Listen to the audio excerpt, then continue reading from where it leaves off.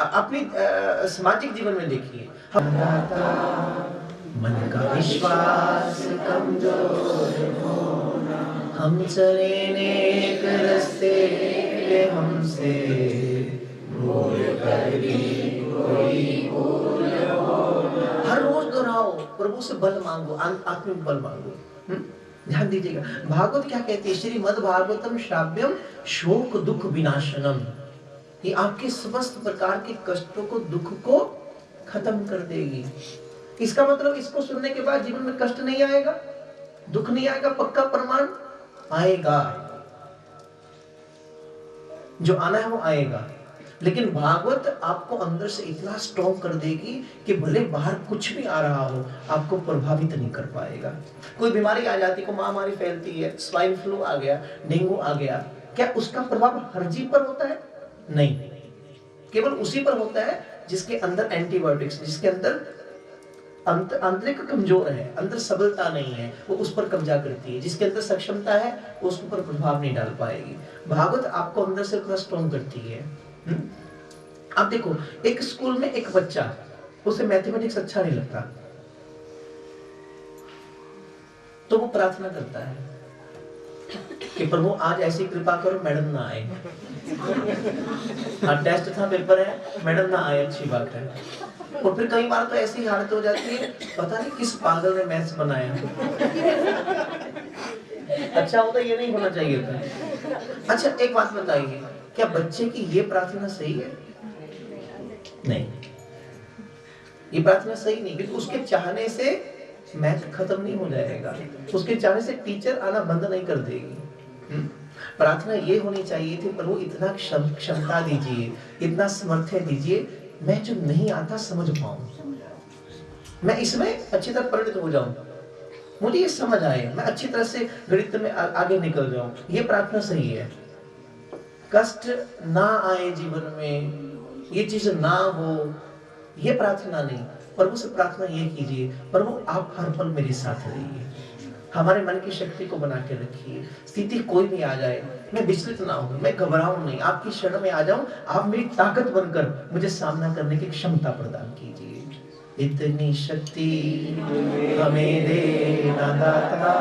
घबराना नहीं। ध्यान दीजिए, हिंदुस्तान की संस्कृति आपको दौड़ना नहीं, भागना नहीं सिखाती। इस संस्कृति ने आपको भागना नहीं सिखाया, आपको जागना सिखाया है। अंतर की जागृति, चेतनता वो प्रकट करती है। आपकी परिस्थिति, आपका स्थान नहीं बदलती, आपके मन की स्थिति बदलती है, मन को स्ट्रॉन्ग करती है, आत्मबल आपका मजबूत करती है।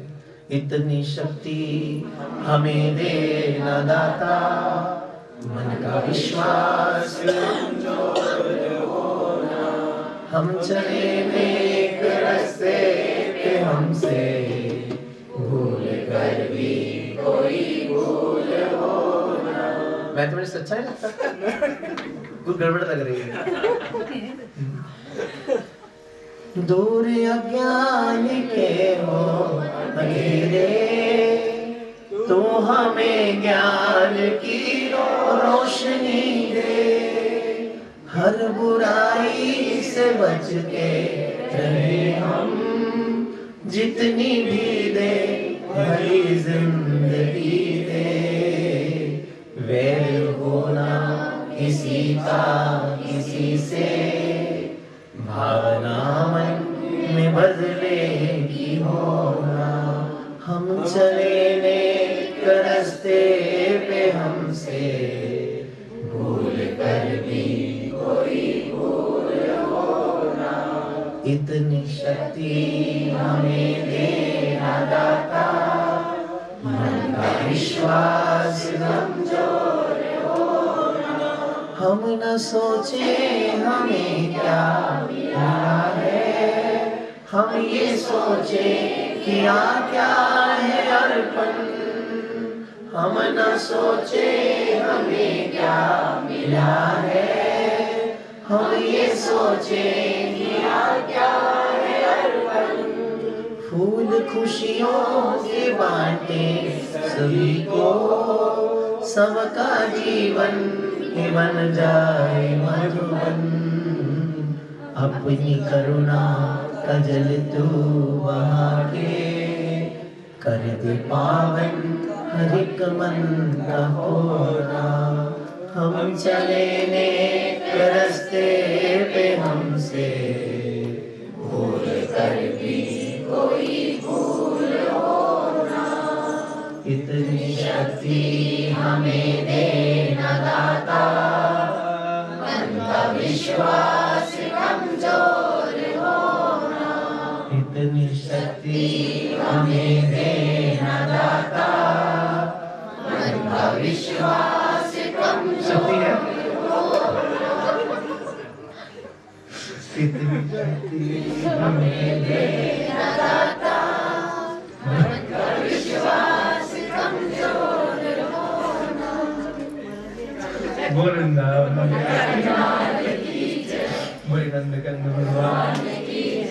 मुस्कुराते रहिए, यही जीवन है। श्री कृष्ण का एक ही संदेश है, मुस्कुराकर जिसको गमों का जहर पीना आ गया, ये हकीकत है संसार में उसे जीना। मुस्कुराते रहिए, कोई स्थिति, कृष्ण को देखिए हर वक्त मुस्कुराते हैं, हर वक्त मुस्कुराते। एक मुस्कुराहट ही तो ऐसी है जो अनेक अनेक कष्टों को भी द्रोहित करके फेंक देती है। इतनी ताकत है आपकी एक स्माइल में। इसलिए हमेशा मुस्कुराते रहिए, हंसते रहिए, कोई बहाना ढूंढ लीजिए और जी भरकर। आजकल तो योग में जानबूझ को डुप्लीकेट हंसाते हैं, क्या जरूरत है, यहाँ बैठ के खूब हंस लो थोड़ा सा, अच्छी तरह से एनर्जी बनेगी आपके अंदर, है ना। एक पॉजिटिविटी, एक स्पिरिचुअलिज्म का एहसास आप भीतर कहीं करेंगे, यही महाप्रसाद है। देखिए उतानपाद के पास चलते हैं। प्रिय व्रतो उतानपादो शत्रुपापते स्तुतो, वासुदेवस्य कले रक्षायां जगतः स्थितो। एकदा सुचे पुत्रम आरोप्यम लाल्यनम, उत्तपम नारुरुक्षन्तम, ध्रुवम राजा भयनंदत। उतानपाद सिंहासन पर बैठे हैं, छोटा पुत्र उत्तम गोदी में है, छोटी पत्नी सुरुचि पास में खड़ी है। उसी वक्त ध्रुव आया और छोटे भाई को देखा पिता की गोदी में, बड़ा दिल किया मैं भाग कर जाऊं पिता की गोदी में, गले मिल जाऊं, और गया। जैसे बैठने का प्रयत्न किया, अब छोटी माँ ने खींच लिया, इधर आ। पिता की गोदी में बैठना चाहता है, पहले वन में जा, साधना कर, भगवान को प्रसन्न कर, भगवान प्रकट होंगे तो आशीर्वाद मांगना कि मैं अपनी छोटी माँ सुरुचि के गर्भ से पैदा होकर आऊं, फिर बैठेगा, फिर अधिकारी बनेगा। अब देखो सुरुचि ने क्या किया, एक 5 वर्ष के कोमल बालक के हृदय पर चोट की, ध्रुव रो पड़ा। 5 वर्ष की अवस्था है, कोमल हृदय, और कहाँ गया, अपनी माँ सुनीति के पास जाता है। माँ ने पूछा रोने का कारण, सब बात बता दी। सुरुचि ने चोट पहुंचाई और सुनीति क्या करेगी, धर्म की नीति क्या करती है, अब प्रेम का लेप करने जा रही है। ए ध्रुव, जो माँ कहती है वो सही तो कहती है। देखिए क्यों कहती है स्मृति ऐसा, कि कहीं मेरे ध्रुव के मन में अपनी छोटी माँ के प्रति ग्लानि पैदा ना हो जाए, कोई द्वेष पैदा ना हो जाए, इसलिए मेरा धर्म बनता है मैं इसके भीतर आने वाली ग्लानि को खत्म कर देती हूँ। और कैसे खत्म करती है, ध्रुव माँ जो कहती है सही कहती है, हर जीव का धर्म है साधना करना। फिर मैया एक बात बताइए, माँ ने ये क्यों कहा मेरे गर्भ से पैदा होकर आ? बोले क्योंकि वो तुझे प्रेम बहुत करती है, वो चाहती तो उसका पुत्र हो, इसमें गलत क्या है। माने ध्रुव के मन में आने वाली वो विषमता को माँ ने खत्म कर दिया, द्रोहित कर दिया, प्रेम का लिप कर दिया। और आप विचार कीजिए गहराई से, ये भारत की महिला सुनीति जो अपने 5 वर्ष के बच्चे को ये सिखा रही है वन में जा साधना कर, आप बोल पाएंगे क्या? आप तो अपने बच्चों को केवल चॉकलेट टॉफी तक सीमित रखते हैं, इससे ज्यादा नहीं। आ जाएगा, आ मेरे बेटा चॉकलेट खा, टॉफी खा और छोड़ खाएगा, इससे ज्यादा नहीं। और इनको देखिए शरीर से भी, मन से भी, आत्मा से भी आप में बल दीजिए। और ये आप में बल जानते कौन दे सकता है? एक माँ। एक माँ है जो प्रथम गुरु है, प्रथम शिक्षक है। माँ चाहे तो बच्चा क्या नहीं कर सकता। एक माँ ही है जो परिपूर्ण विकास एक बच्चे का मन का कर सकती है। ध्रुव को परम संकेत दिया, ध्रुव चला नंगे पग 5 वर्ष की अवस्था, किस राह पर? उस डगर पर जहां कोई चलता नहीं है, उस डगर पर चला है, अनदेखी राहों पर, उस अनदेखे ब्रह्म को देखने के लिए, उसका साक्षात्कार करने के लिए। और भागवत कहती है 6 महीने ध्रुव अखंड साधना करता है और भगवान प्रकट हो जाते हैं, प्रभु आशीर्वाद देते हैं। और अगर हम इस समय की बात करें, अगर काल की गणना करें जिस वक्त ध्रुव की बात है, उस वक्त में संत लोग तपस्वी हजारों हजारों वर्ष साधनाएं करने के बाद भी इनकी एक झलक नहीं पाते थे। ये पहला बालक है ध्रुव, जो मात्र 6 महीने की अखंड साधना से भगवान को प्रसन्न करता है, भगवान को प्रकट करता है। और अगर मैं अपने मन की बात करूं, मुझे नहीं लगता कि ध्रुव को 6 महीने अखंड साधना के लिए लगी होंगी। आप विचार कीजिए, ध्रुव जैसा बालक हो, 5 वर्ष की अवस्था हो, इतना भोलापन, इतनी सादगी, इतनी पवित्रता मन में हो, कोई कपट नहीं, कोई छल नहीं, और तब भी भगवान को आने के लिए 6 महीने लगे। इम्पॉसिबल, संभव ही नहीं है। मानस में राघव क्या कहते हैं? निर्मल मन जन सो मोहि पावा, मोहि कपट छल छिद्र ना भावा। जिनके मन में छल नहीं, कपट नहीं, भोलापन, सादगी, पवित्रता, निर्मलता, उनको तो देर ही नहीं लगती मुझे पाने के लिए। मैं उनका हो जाता हूँ, उनको रीझ जाता हूँ। और आप विचार कीजिए, ध्रुव जैसा भोलापन हो, सादगी हो, 5 वर्ष की अवस्था, पवित्रता, और फिर भी भगवान को आने के लिए 6 महीने लगे, हो नहीं सकता। जहां तक मेरा अंतर्हृदय कहता है, भगवान बहुत जल्दी आ गए होंगे। और मुझे जहां तक लगता है, ध्रुव गया होगा वन में और भगवान आ गए होंगे। हाँ, ये हो सकता है कि संसार को खबर 6 महीने बाद लगी होगी कि ध्रुव को दर्शन हो गया। वृंदावन में और ध्रुव देखिए चलता है, लेकिन मन में कुछ कामनाएं। पहली कामना क्या है? पिता का प्यार चाहिए, गोदी में बैठना है, साम्राज्य चाहिए, सब कुछ चाहिए, अधिकारी हूं मैं, आखिर क्षत्रिय बालक है, ये चाहिए मुझे। और उसके लिए चला भगवान को देखने के लिए।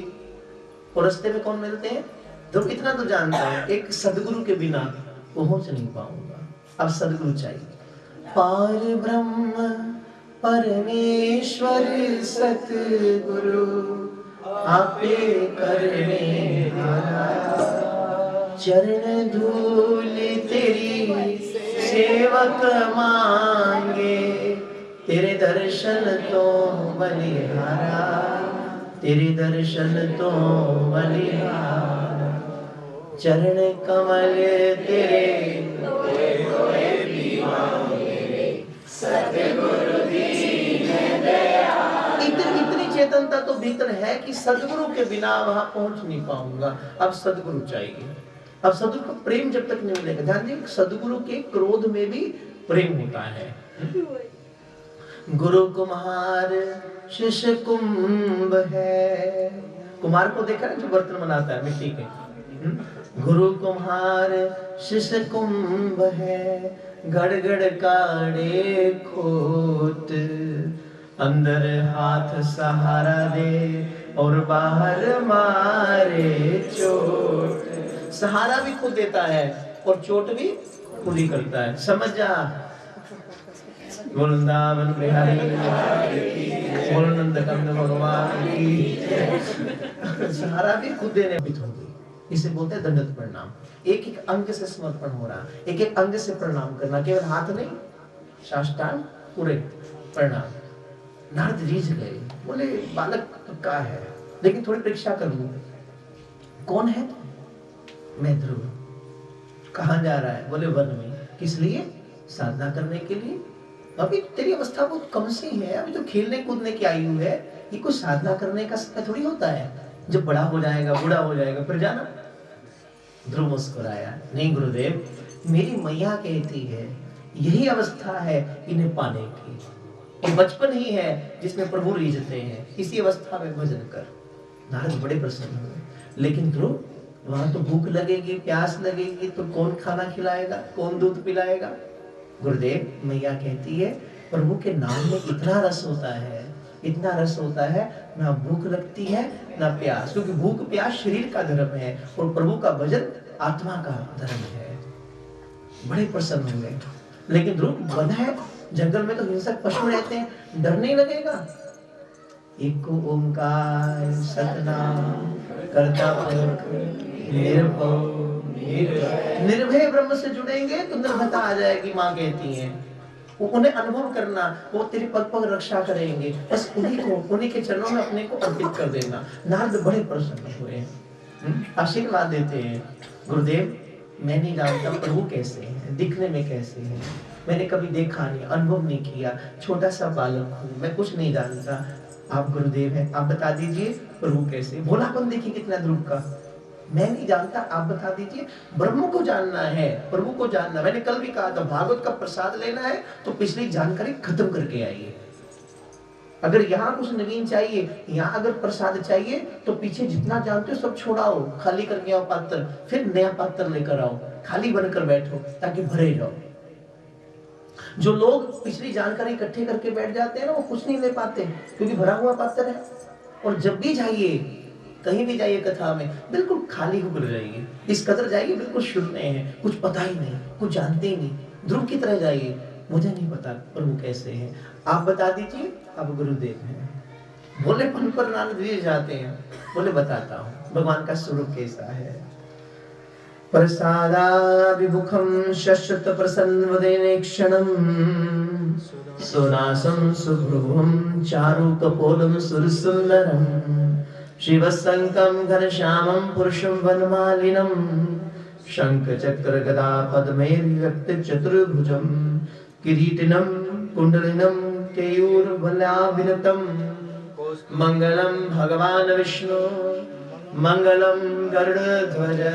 उस रूप का चिंतन करवाया, मेरे प्रभु कैसे चतुर्भुज रूप में शंख चक्र पद्म धारण किए हुए प्रभु सीधे खड़े हैं। आप देखो नारद जो ध्रुव को बताते हैं भगवान का कैसा स्वरूप बताया, सीधे खड़े हैं। इस स्वरूप का चिंतन करना और कहां से ध्यान करना, प्रभु के श्री चरणों से। ये ध्यान की सही विधि है। जब भी ध्यान प्रारंभ करो तो ठाकुर जी के श्री चरणों से। सबसे पहले भगवान के तलवे, प्रभु खड़े हैं, तलवे किस रंग के हैं, लाल रंग के हैं भगवान के तलवे। फिर भगवान के नख, नख किस रंग के हैं, श्वेत रंग के। और फिर भगवान के चरणों का ऊपरी हिस्सा किस रंग का है,